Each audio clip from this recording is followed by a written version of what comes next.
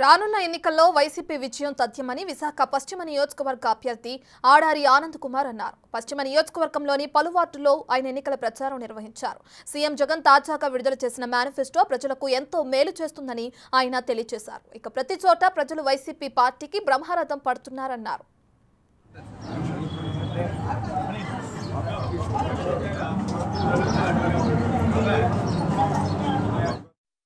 89వ వార్డులో ఈరోజు door to door campaigning జరుగుతుంది.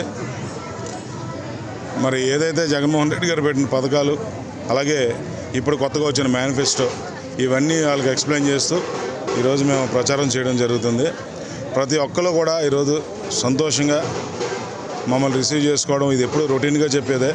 ఈరోజు కొత్తగా ఏమీ లేదు. ఈరోజు నేను గడప గడప చేస్తున్నప్పటి నుంచి ఇప్పటివరకు కూడా ప్రజలందరూ కూడా జగన్మోహన్ రెడ్డి గారిని మళ్ళీ గెలిపించుకోవాలని చెప్పి వాళ్ళందరూ కూడా ఎదురు చూస్తున్నారు.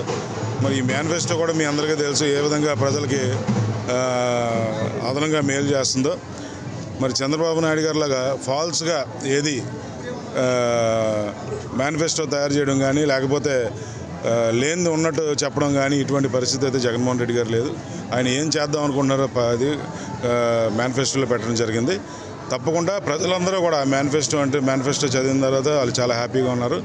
రేపు ఎలక్షన్లో మటుకు ముఖ్యంగా మాకు 14 వార్డులో 89వ వార్డు, ఈ 89వ వార్డు ప్రతిసారి కూడా ఇదేదో టీడీపీ వార్డు కిందన ఈరోజు ఎప్పుడు మెజార్టీ వస్తూ ఉండేది. కానీ ఈసారి బ్రహ్మాండంగా 14 వార్డులో గల బెస్ట్ వార్డు కిందన ఈ 89వ వార్డు కూడా మేము మంచి మెజార్టీ రాబోతుంది. తప్పకుండా వెస్ట్ నియోజకవర్గంలో వైఎస్ఆర్సీపీ అభ్యర్థిగా ఈరోజు నేను ఇక్కడ గెలబోతున్నాను భారీ మెజార్టీతో.